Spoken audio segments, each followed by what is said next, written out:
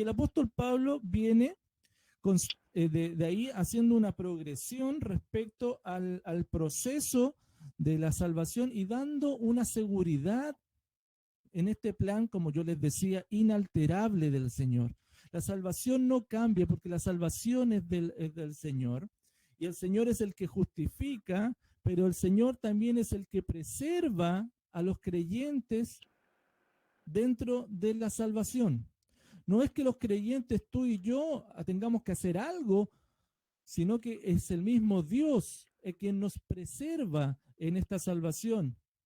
Y el creyente aunque es el verdadero creyente, persevera en la salvación, en todo este proceso, no porque el creyente sea,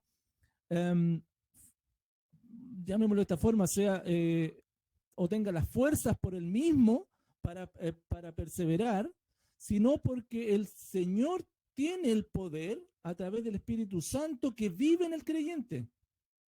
Es el Espíritu Santo que mora en nosotros el que nos da el poder, la suficiencia y nos sostiene para poder perseverar. Y como decíamos la vez anterior, esta perseverancia en la fe no produce salvación, sino que prueba que somos salvos. Bueno, eso es súper importante porque muchas veces podemos pensar y hay creencias que dicen, bueno, si él se persevera hasta el fin, entonces ¿por qué es salvo? No, pues hermano. No. El perseverar hasta el fin no tiene que ver con que al fin entonces voy a recibir la salvación por perseverar. No, es por el hecho de ser salvo que el Espíritu Santo me sostiene y me fortalece para perseverar y eso prueba que realmente mi salvación. Bueno, y como decíamos también la vez anterior, entonces aquellos que ya dejan de perseverar no solamente demuestran su falta de valga la redundancia, de perseverancia, sino que mucho más importante, muestran una falta de su genuina fe. Bueno, un poquito de eso estuvimos hablando. Hermano, recuerda esto, solamente nosotros podemos amar a Dios porque Él nos amó primero.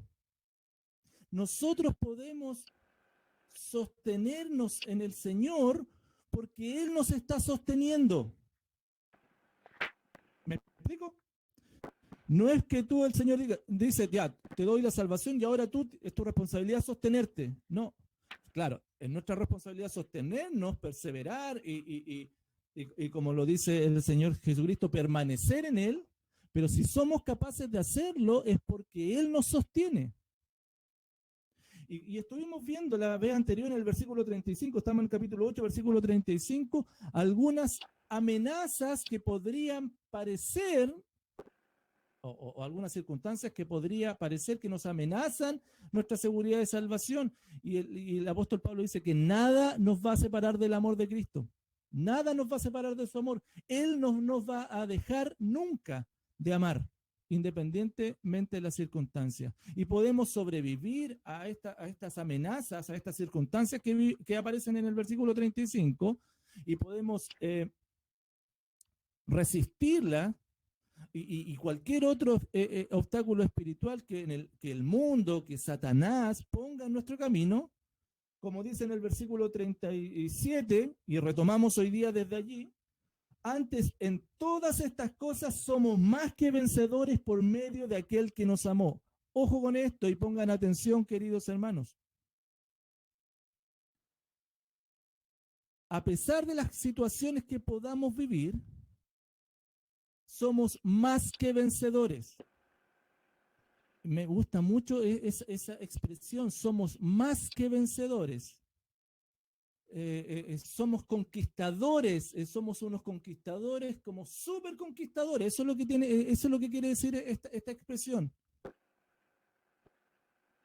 Y podemos, hermano, asirnos y estar conscientes de que somos más que vencedores, somos más que victoriosos, y sobre todos y sobre todas las amenazas o lo que nos amenace en nuestra relación con Jesucristo. No va a haber nada que pueda superar el amor de Cristo hacia nosotros. ¿Por qué? Porque mira que a mí me gusta mucho cómo está expresado acá en la Reina Valera. Antes, en todas estas cosas, vale decir, toda la tribulación, angustia, persecución, hambre, todo lo que habla el versículo 35 que estuvimos viendo, antes, en todas estas cosas somos más que vencedores, más que victoriosos.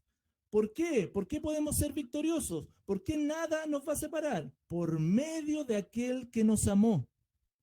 Mira, hermano querido, hermana, podemos tener la victoria no por nuestras fuerzas, sino por medio del poder de aquel que nos amó. Nos amó tanto que dio a su Hijo para que nosotros recibiéramos vida. Hermanos, escúchame por favor.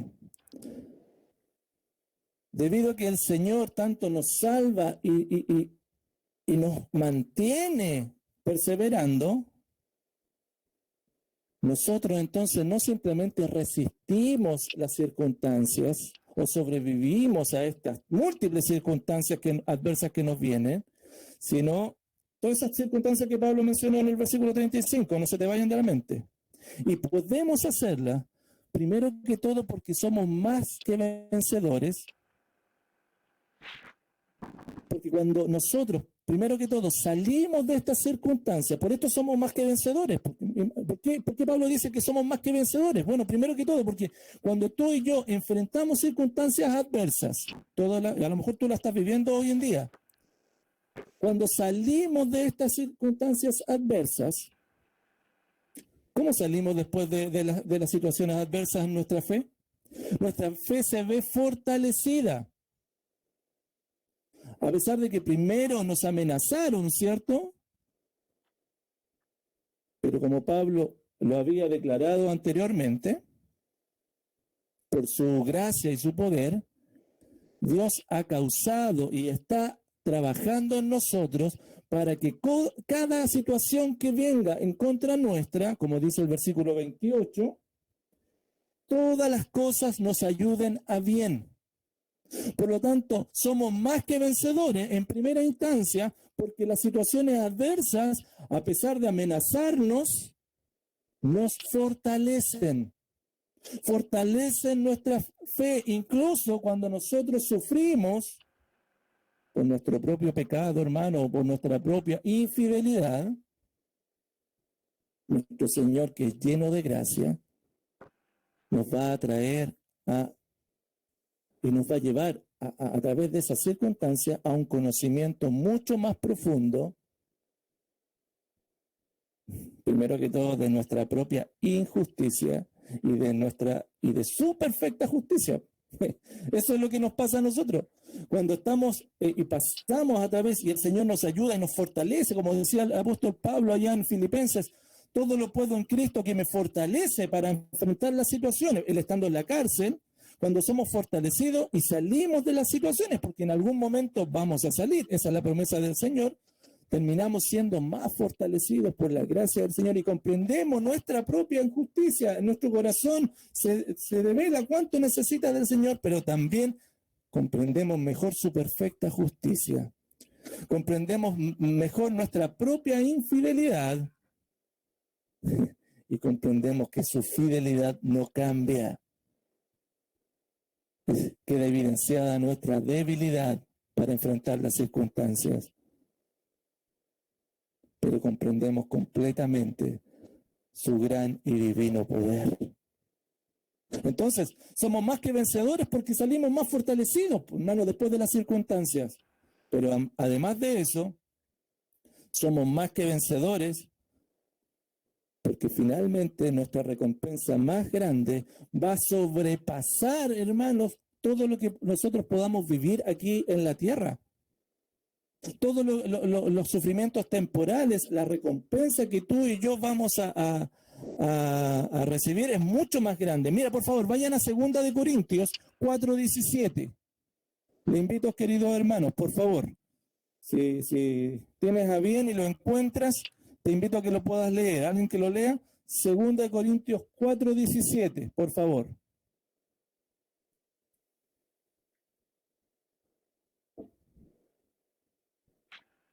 Segunda de Corintios 4:17, si hay alguien que lo pueda leer, por favor.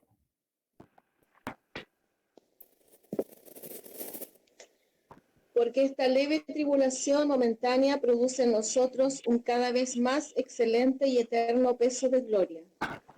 Mira lo que está diciendo el apóstol Pablo acá en los Corintios. Esta leve tribulación momentánea.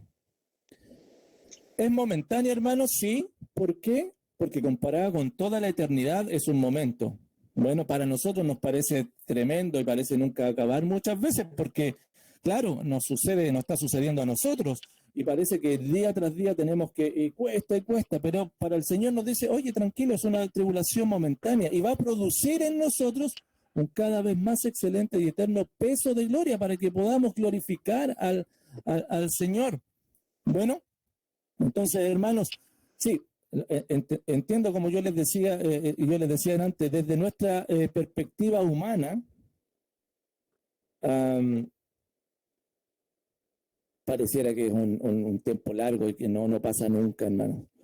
Pero cuando nosotros, como los verdaderos creyentes, atravesamos los tiempos de prueba, cualquiera sea su naturaleza, cualquiera sea su causa, su razón, pero es un tiempo de prueba y podemos atravesar lo sostenido del Señor, espiritualmente somos refinados por nuestro Señor.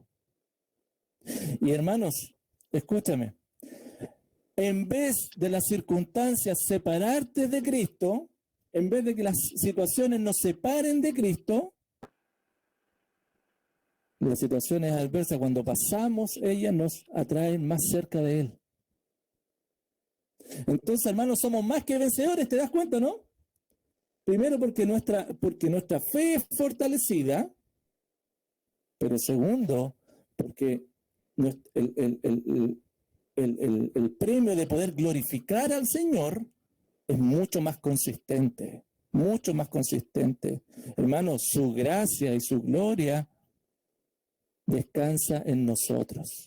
Y eso es maravilloso. Crecemos en el entendimiento de su voluntad, crecemos en el conocimiento y en la vivencia de su suficiencia, en su gracia, hermano.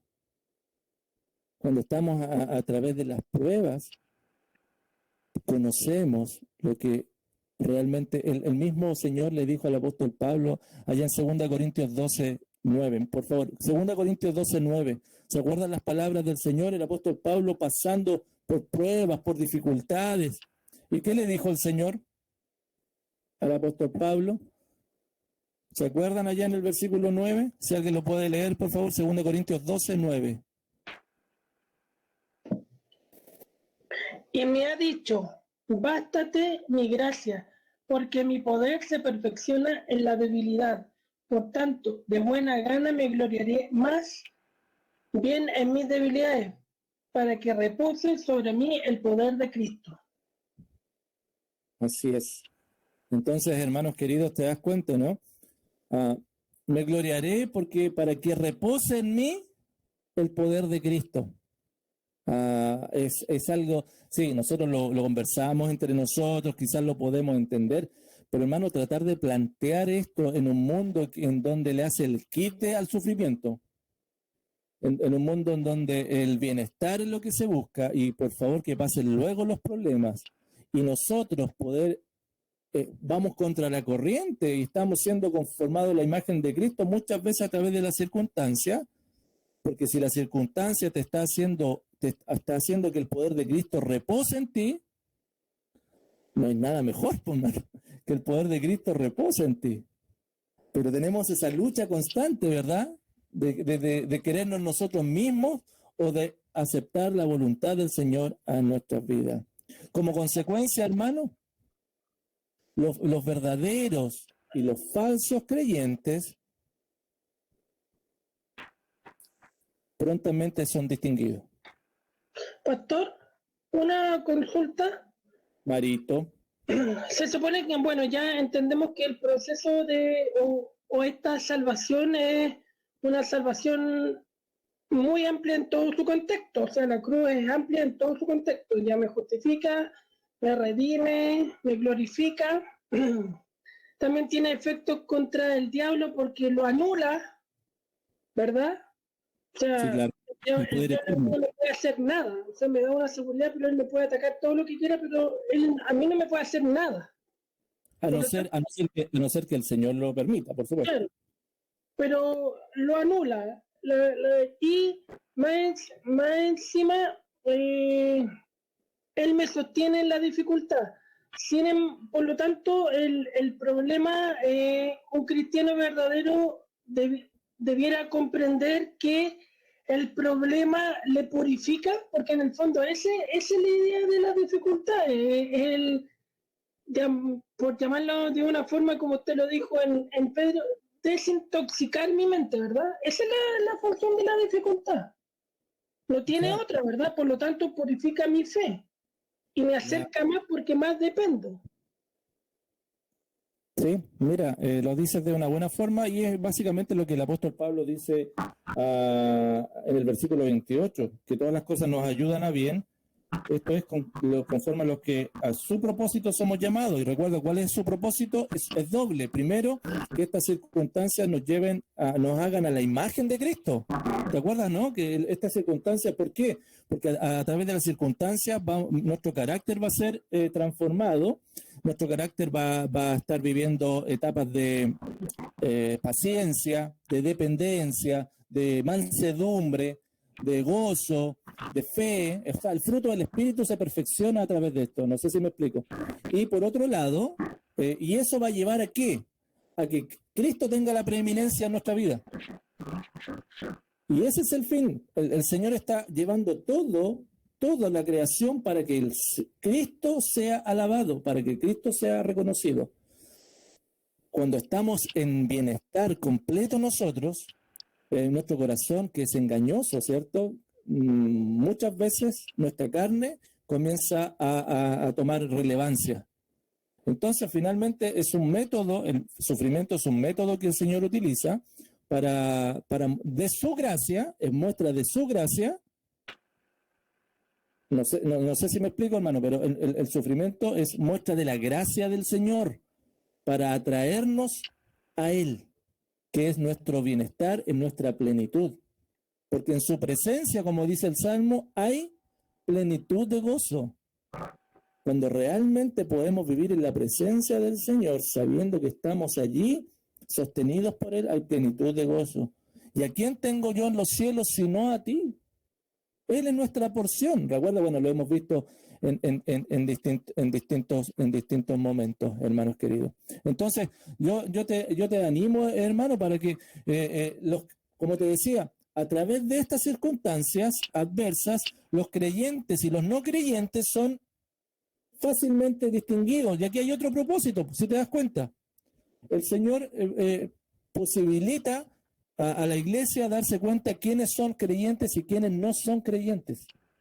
Las dificultades, a mí me ha tocado mucho, y me imagino que a ti también, poder ver personas que se decepcionan del Evangelio porque vienen con expectativas erróneas.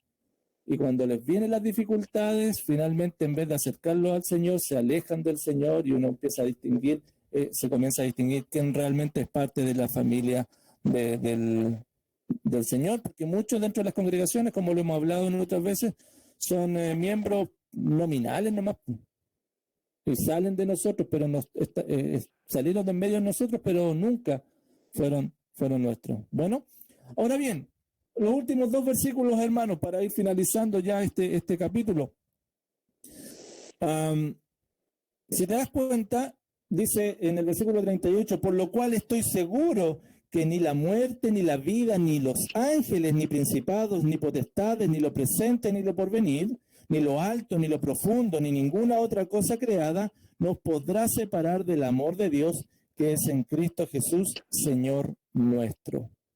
Bien, en esta especie de conclusión, hermanos, que el apóstol Pablo está haciendo y nos está dando ahora,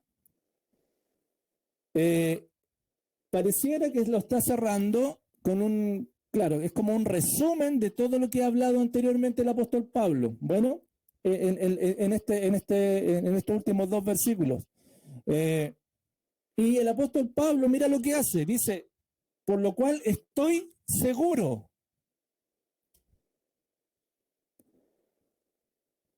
Y lo que hace el apóstol Pablo es maravilloso porque le está compartiendo a los lectores, a los romanos, que él no está enseñándoles algo acerca de que él no esté completamente convencido. Bueno, él no está enseñando algo que no esté completamente convencido. Aquí hay un principio hermoso y tú tienes que tomarlo para tu vida, porque lo que tú y yo enseñamos tenemos que estar totalmente convencidos. Bueno, el apóstol Pablo estaba totalmente convencido, en eso, por eso dice, por lo cual estoy seguro. Él estaba convencido de qué cosa. Bueno, primero que todo, de la naturaleza de la salvación. Bueno, vale decir que Dios se había revelado a los seres humanos, que Dios se había presentado, como lo hemos estado viendo, de manera tan clara. Y todo lo que él escribió, el apóstol Pablo compartió en los primeros 8 capítulos, él estaba seguro de eso. Él está convencido de lo que el Señor está, de la manera que se reveló a su vida, como el Espíritu Santo le inspiró y todo lo que él escribió, él está totalmente convencido y seguro de esto. Bueno, pero también este consejo no solamente porque él esté convencido, sino porque también, escúchame, es un testimonio personal de su vida. Él, el apóstol Pablo, había experimentado la mayoría de las cosas que él había mencionado acá, ¿o no? De todos estos problemas que habían venido, todas estas tribulaciones, él había pasado incluso algunas otras. ¿Te acuerdas que él lo resume allá en 2 de Corintios y habla acerca de naufragio, de azotes? Él había vivido muchas otras cosas más incluso. Y se dio cuenta que a pesar de haber vivido todas esas cosas, y muchas veces haber dudado, y quizás muchas veces haber sido confrontado, el amor de Cristo no se separó de él. ¿Te das cuenta, hermano? Entonces él estaba convencido, primero, de la revelación de Dios, pero su propia experiencia también lo llevó a estar convencido. El apóstol Pablo le estaba diciendo entonces a los creyentes que estaban en Roma las mismas cosas que él más tarde le iba a decir cuando estaba a punto de morir, allá en 2 de Timoteo. Mira, vayan por favor a 2 de Timoteo, queridos hermanos. 2 de Timoteo es el último libro que el apóstol Pablo, la última carta que el apóstol Pablo escribe, ya a punto de morir, semanas antes, muchos dicen, de morir. Estaba en la cárcel. Y 2 de Timoteo, capítulo 1, versículo 12, si alguien lo tiene, mira lo que él le dice a Timoteo. Él siguió convencido hasta el final. 2 de Timoteo 1:12. Si alguien lo tiene, le agradezco, por favor. Y por cuya causa padezco esto, pero no me avergüenzo, porque yo sé en quién he creído y estoy seguro de que Él puede guardar mi propósito hasta aquel día. Y estoy seguro, decía, ¿te das cuenta la misma expresión? Y estoy seguro que es poderoso para guardar mi depósito para aquel día. Es lo mismo, absolutamente lo mismo, pero ahora se lo dice a Timoteo. Entonces, hermanos, estaba tan seguro que cualquier situación que a él le ocurriese no lo iba a apartar del amor de Cristo. Y mira, y comienzas a darnos una lista, otra lista en el versículo 38. ¿Están ahí, hermanos, no? Versículo 38 de Romanos 8:38. Por lo cual estoy seguro. Y en esta lista lo primero que él habla y dice, porque estoy seguro de que ni la muerte,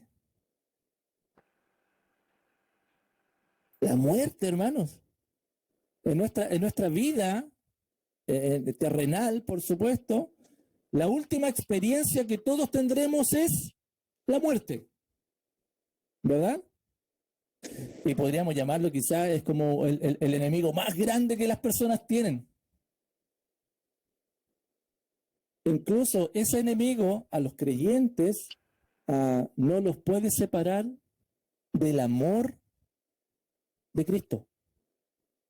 No los va a separar del amor de Cristo. Hermanos, como le decía el apóstol Pablo, ¿se acuerda cuando preguntan, ¿dónde está, oh muerte, tu aguijón? Sorbida es la muerte en victoria. Ya la muerte no se va a apoderar del creyente. El apóstol Pablo sabía que, y mira lo que dice, ni la muerte, estoy seguro que ni la muerte me va a separar del amor de Cristo. Es más, él en su mente, estoy seguro que cuando él hablaba de muerte, me gusta el Salmo 116:15, no sé si lo ubica, hermano, yo lo utilizo mucho, este salmo en los servicios fúnebres de hermanos. Me ha tocado poder estar presente en servicios fúnebres de hermanos y es totalmente distinto. También me ha tocado estar en servicios fúnebres de no creyentes y olvídese, es muy distinto. Pero mira lo que dice el Salmo 116:15. Si alguien lo puede leer, por favor, le agradezco.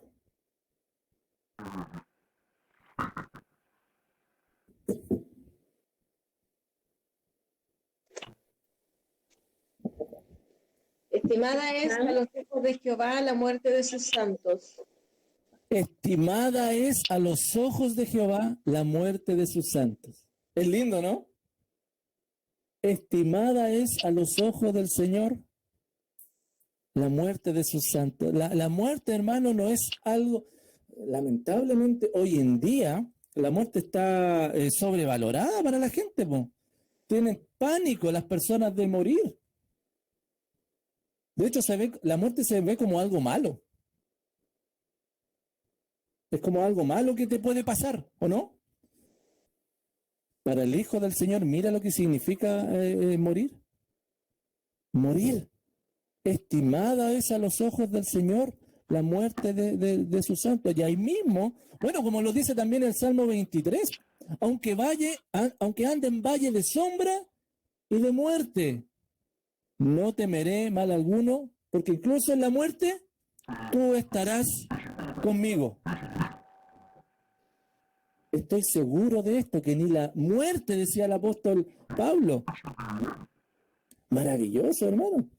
2 Corintios 5:8, por favor, vayan allá. 2 Corintios nos revela una verdad. ¿Qué va a pasar cuando nosotros los creyentes muramos? ¿Qué pasa con los creyentes cuando morimos? Yo he escuchado distintas teorías al respecto. Algunos que, bueno, la religión de Roma dice que va hasta el purgatorio, el limbo, ¿verdad? Tiempo de descanso, hay unas camas, incluso entre creyentes he escuchado que hay unas camas vivas que se están... No, mira lo que dice aquí, 2 Corintios 5:8, pero confiamos. Y el apóstol Pablo dice, no solo confiamos, quisiéramos estar ausentes del cuerpo y presentes al Señor. Inmediatamente, por eso el apóstol Pablo en Filipenses decía, en el capítulo 1, versículos 20 en adelante, decía que él prefería estar con Cristo, lo cual es muchísimo mejor. Partir y estar con Cristo, ¿no? ¿Se acuerdan ese pasaje? Que es muchísimo mejor. Por lo tanto, por eso el apóstol Pablo comienza diciendo acá en esta lista, estoy seguro que ni la muerte. Hermano, ¿estás seguro tú respecto a tu vida? ¿Respecto a tu muerte? Hermanos, los creyentes, los que morimos en Cristo, vamos a la presencia del Señor. Y Pablo dice, confiamos y aún quisiéramos eso. ¿Cómo nos vamos a querer, hermano, estar con aquel que conversas todos los días? Con aquel a quien le hablas todos los días. Estar mirándolo. Es maravilloso, ¿no? Maravilloso. Tiene que ser tu confianza y mi confianza.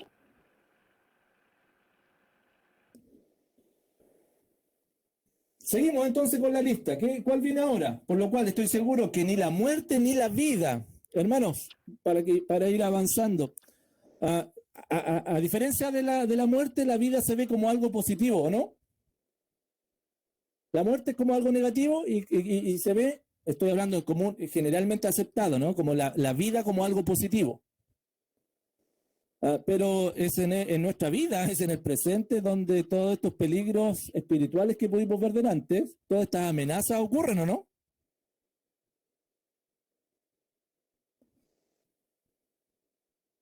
Porque la muerte no solamente nos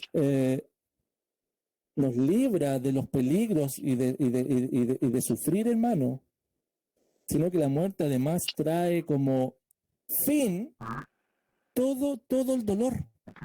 Porque cuando estamos vivos, es en nuestra vida, es que nosotros enfrentamos tribulaciones, angustias, persecuciones, hambre, desnudez, peligro, espada, todo lo que aparece en el versículo 35, todo eso lo vivimos en vida.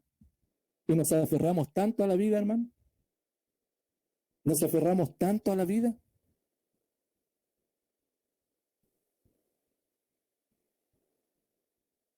Hermano, tenemos vida eterna en Cristo.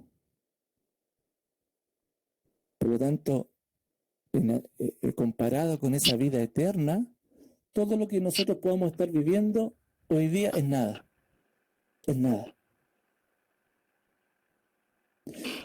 No solamente vida, para ir avanzando, por lo cual estoy seguro que ni la muerte, ni la vida, ni ángeles. Bueno, a ver, mira, como dice ángeles y después dice principados, una de las interpretaciones que hay para estos ángeles es que son ángeles, podríamos decirle ángeles buenos, ángeles santos, ángeles, seres angelicales celestiales. Bueno, eso se refiere.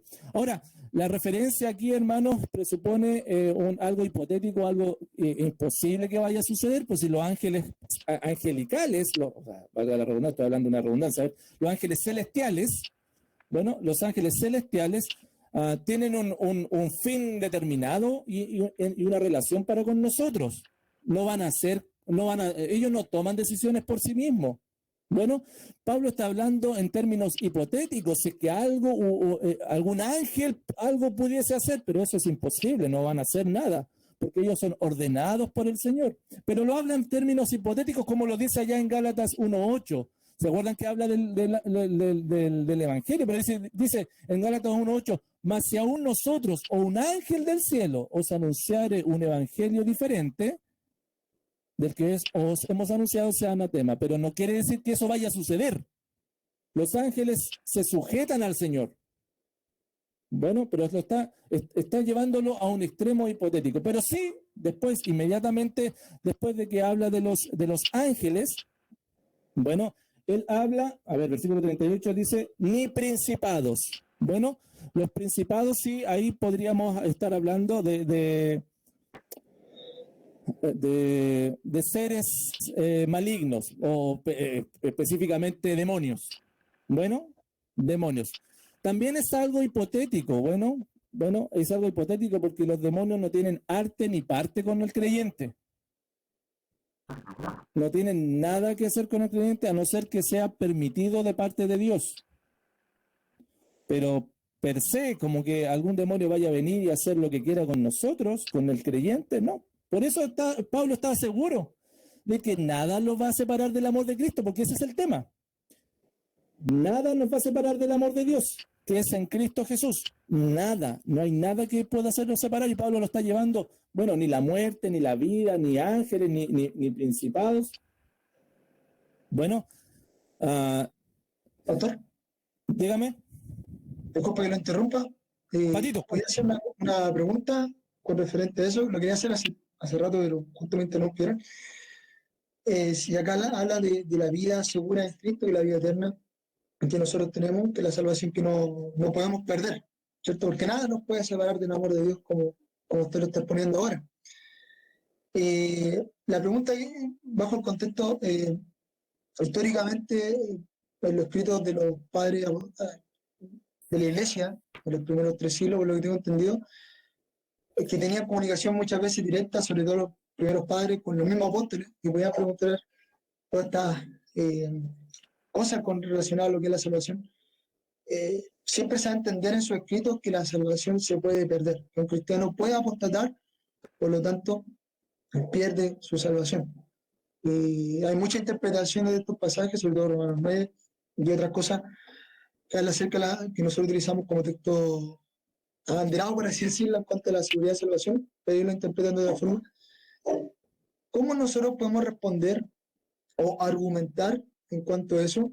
No solamente en base bíblica, sabiendo que usted lo está poniendo hoy en día, sino también con una base histórica de por qué estos padres que tenían una comunicación directa con los apóstoles y así después ellos tuvieron comunicación directa con los discípulos de estos apóstoles, etcétera, pensaban de esta manera hasta los primeros 3 siglos.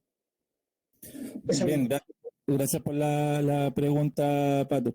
Mira, recuerda que cuando comienzan los padres de la iglesia, hay un periodo bien extenso de los padres de la iglesia. Y los padres de la iglesia, es importante, hermano, que ustedes, si no lo saben, los padres de la iglesia se les llaman a aquellos que vinieron luego de los discípulos.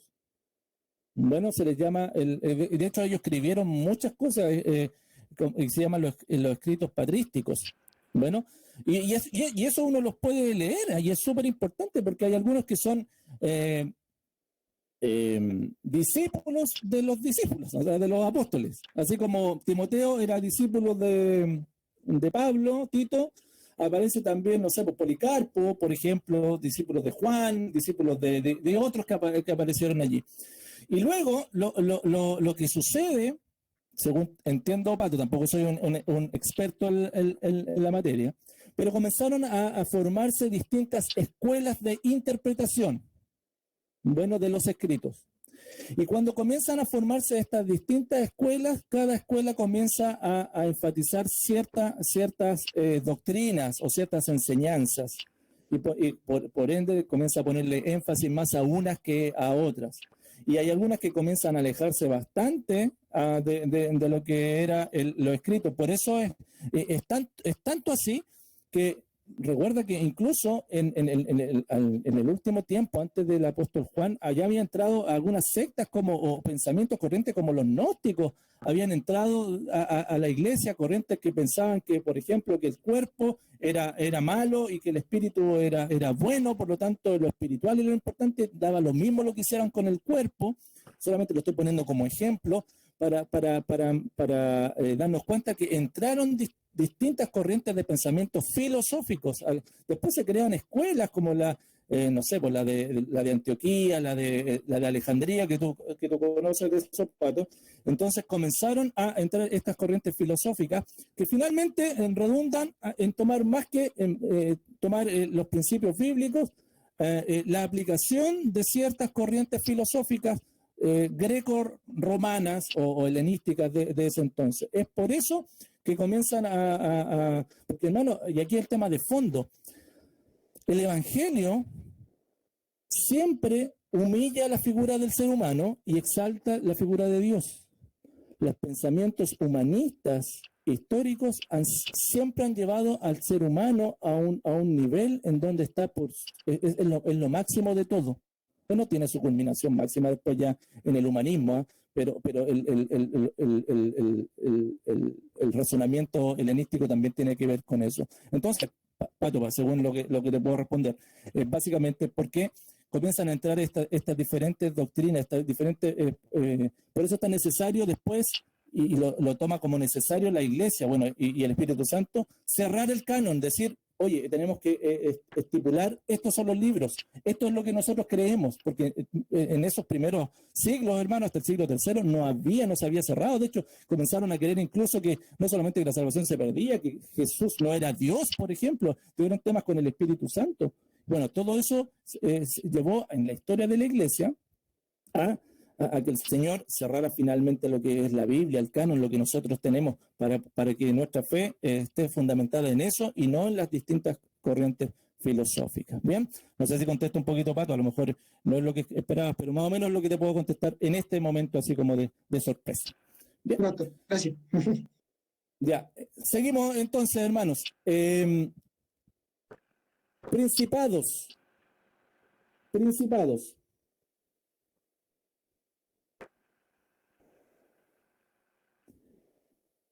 Ni la muerte, ni la vida, ni ángeles, ni principados, creamos que son demonios, ¿cierto? Son demonios, no tienen arte ni parte con nosotros. También aparece después ni potestades. En este caso, lo que son los poderes, potestades, viene del griego dunamis, ¿verdad? Que es, podrían ser interpretados, según veo, como autoridades, personas que están en posición de poder, ¿ya? Muchas veces, hermanos, estos han sido obstáculos para el cristianismo, por supuesto. Ni aún así, nada nos va a poder separar del amor de Dios. Sigue con esto y dice, ni las cosas presentes ni lo porvenir. Me gusta mucho eso. Ni lo presente ni lo porvenir. Vale decir, hermanos, las cosas que estamos viviendo hoy, ni incluso lo que tú puedas vivir. Esto para mí es maravilloso porque incluso se pone, no hay nada, ni incluso cosas que te puedan suceder en el futuro. Nada te va a poder separar del amor de Dios. Porque Dios, como lo vimos, te conoció y te selló hasta que te glorificó. Todo está listo. Por lo tanto, nada de lo que te suceda te va a poder separar del amor de Dios. Bueno, y sigue hablando acá y dice, ni lo alto ni lo profundo. Cuando habla de lo alto y lo profundo, hermanos, está hablando, podríamos decir que está hablando de lo alto puede ser todo todo lo astrológico. Bueno, las creencias astrológicas, todo, en ese entonces había ya creencias respecto a lo que es el sol, la luna, la naturaleza. Recuerden que Pablo le tiene que exhortar a los Gálatas, le habla acerca del culto que le estaban haciendo a la luna, al sol, a los ángeles, incluso le hacían culto. Entonces, pero nada de eso, nada de eso nos va a poder separar al amor de Dios. Bueno, entonces, hermano, la idea es que Cristo, el amor de Cristo está seguro. Bueno, y asegura al creyente desde el comienzo hasta el final, todo en su totalidad, de que nada lo va a separar. De hecho, dice después, ni ninguna otra cosa creada. ¿Qué cosas son creadas? ¿Qué cosas son creadas? ¿Qué cosas son creadas?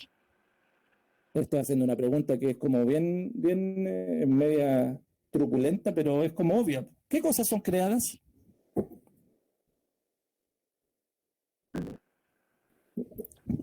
¿Cuáles son las cosas creadas? Todas las cosas son creadas. Todo es creado. Solamente Dios es el único ser que no fue creado. Por lo tanto, lo que está diciendo ninguna otra cosa creada, está diciendo que nada. O sea, nada te puede separar del amor de Dios. Eso está abarcando la totalidad de las cosas, tanto de las cosas como de las personas. Bueno, cualquier cosa queda excluida, porque Dios es el único que no fue creado. Por lo tanto, mira la seguridad. No hay nada, hermano, en ninguna parte, en ningún tiempo, y como dice al final, nos podrá separar del amor de Dios que es en Cristo Jesús, Señor nuestro, porque nuestra salvación fue asegurada por un decreto de Dios desde la eternidad pasada y la sostendrá y la tendrá segura por el amor de Cristo a través de todo el tiempo futuro y a través de la eternidad. Nada nos puede separar del amor de Dios. Es maravilloso, hermano, cuando yo quiero, ya estamos finalizando el capítulo 8, pero te das cuenta que cómo ha sido todo este viaje, el apóstol. ¿Por qué comenzó el capítulo 8 diciendo que no hay ninguna condenación para los que están en Cristo? El versículo 1. Y termina diciendo que nada nos va a separar del amor de Dios. Y este cierre que es maravilloso, hermano, de esta sección del capítulo 8, si te das cuenta, a mí me gusta mucho porque entre los versículos 31 al 34 se centra en el amor del Padre. Y entre los versículos 35 al 39 se enfoca en el amor del Hijo. El amor de Dios y el amor del Hijo. Por lo tanto, estamos asegurados en el amor. Y hermanos, termino con esto para finalizar el capítulo 8. Debido a que el infinito poder y amor de Dios, y debido a que este es infinito, nosotros podemos decir lo que dice allá Hebreos 13:6. Por favor, anda ya. Hebreos 13:6.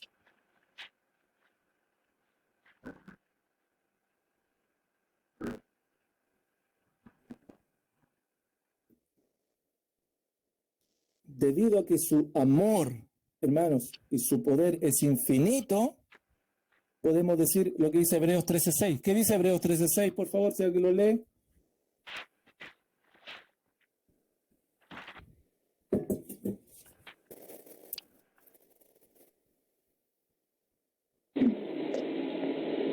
De manera que podemos decir confiadamente, el Señor es mi ayudador, no temeré lo que me pueda hacer el hombre. ¿Se dan cuenta, no? Como el amor de Dios y el poder de Dios es infinito, podemos decir confiadamente, el Señor es mi ayudador, no temeré lo que me pueda hacer el hombre.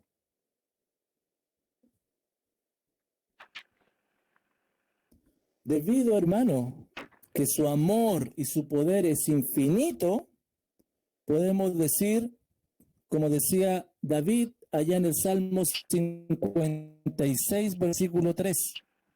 Por favor, vean, Salmo 56, 3. Porque el amor de Dios es poderoso, y es poderoso y su infinidad en cuanto a su amor y su poder. Podemos decir esto, por favor. ¿Qué cosa? Salmo 56. 3. De día no temo, porque en ti confío. Perfecto. En el día que temo, yo en ti No, confío. de día no temo. Sí, es lo mismo que tú estás con la pesita y eso es lo que dice. Sí, Sí, en el día que temo, yo en ti sí, confío. confío. ¿Te das cuenta, no? ¿Podemos temer? Pero, ¿qué hacemos cuando tememos? Confiamos en el Señor. ¿Por qué podemos confiar? Porque su amor y su poder son infinitos. Maravilloso, hermanos. Porque su amor y su poder son infinitos, podemos decir confiadamente lo que el salmista decía allá en el Salmo 4, versículo 8. Salmo 4, 8. Su amor y su poder son infinitos. Entonces, ¿qué decimos nosotros? En paz me acostaré y asimismo dormiré, porque solo tú, Jehová, me haces vivir confiado. En paz me acostaré y asimismo dormiré, porque solo tú, Jehová, me haces vivir confiado. Su amor, su poder es infinito. Debido, hermano, a que su poder y su amor es infinito, podemos decir como Moisés decía, allá en Deuteronomio 33, 27. Por favor, vayan a Deuteronomio 33, 27. Hermano, anota estos versículos. Y si puedes ir repitiéndolo, porque hay veces, hermano, que nuestra fe decae. Pero eso no nos va a separar del amor de Cristo. No nos separa del amor de Dios. Y Él fortalece nuestra fe cuando susurramos su palabra de día y de noche. Deuteronomio 33, 27. ¿Qué podemos decir? Igual que dijo Moisés. ¿Qué dijo? El eterno Dios es refugio y acá abajo los brazos eternos. Él echó de delante de ti al enemigo y dijo, destruye. El eterno Dios es tu refugio. Y acá abajo los brazos eternos. Él echó de delante de ti al enemigo y dijo, destruye. Maravilloso. Su amor es infinito. Su poder es infinito. Y como dijo el escritor de Hebreos, la última cita, hermano, Hebreos 6, 19. Bueno, en realidad léelo desde el 17 en adelante.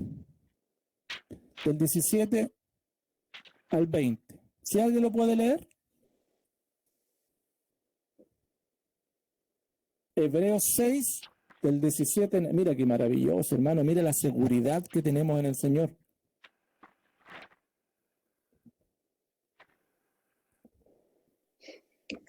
Por lo cual, queriendo Dios mostrar más abundantemente a los herederos de la promesa la inmutabilidad de su consejo, interpuso juramento, para que por dos cosas inmutables, en las cuales es imposible que Dios mienta, tengamos un fortísimo consuelo en los que hemos acudido, para asirnos de la esperanza puesta delante de nosotros, la cual tenemos como segura y firme ancla del alma, y que penetra hasta dentro del velo. ¿Sigo? Sí, hasta el 20. Donde Jesús entró por nosotros como precursor, hecho sumo sacerdote para siempre, según el orden de Melquisedec. Dios quiso mostrar a los herederos de la promesa, a los creyentes, que Él no cambia, que su palabra es eterna, que su palabra no cambia. Y juró esto, mira, ¿para qué?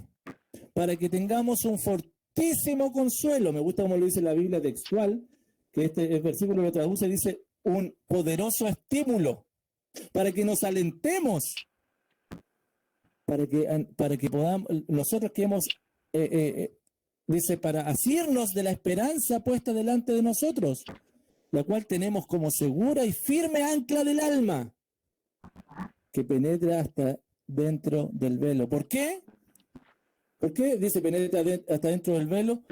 Donde Jesucristo entró por nosotros como precursor, hecho sumo sacerdote para siempre, según la orden de Melquisedec. Entonces, como Jesucristo es nuestro sacerdote para siempre, nosotros podemos estar seguros en Él. Y esto tiene que ser un fortísimo consuelo, un poderoso estímulo para ti y para mí. No sé si tú, hermano, yo sé que a lo mejor este capítulo particularmente ha sido largo, yo sé que sí, lo hemos transitado, pero gracias al Señor que no estamos apurados y hemos podido estar sacándole, no solamente comiéndonos el osobuco, ¿cierto? Sino que hay chupando el huesito que está dentro también. Perdóneme la imagen, no es la única que se me ocurrió en este momento, pero sucede eso, ¿no? Así como sacándole toda la esencia al pasaje, hermano, porque es tan importante que tú y yo sepamos en quién estamos, quiénes somos en Cristo y quién es Él para nosotros. Hermano querido, yo te animo y te amonesto en el nombre del Señor para que tu confianza plena pueda estar en el Señor, que tú puedas poner tus pies sobre la roca y de allí no te mueve nadie. ¿Sabes por qué no te mueve nadie? No porque tú seas bueno, porque Él te sostiene ahí y no te mueve nadie. Hasta que estemos cara a cara con Él, nadie te arrebata de su mano.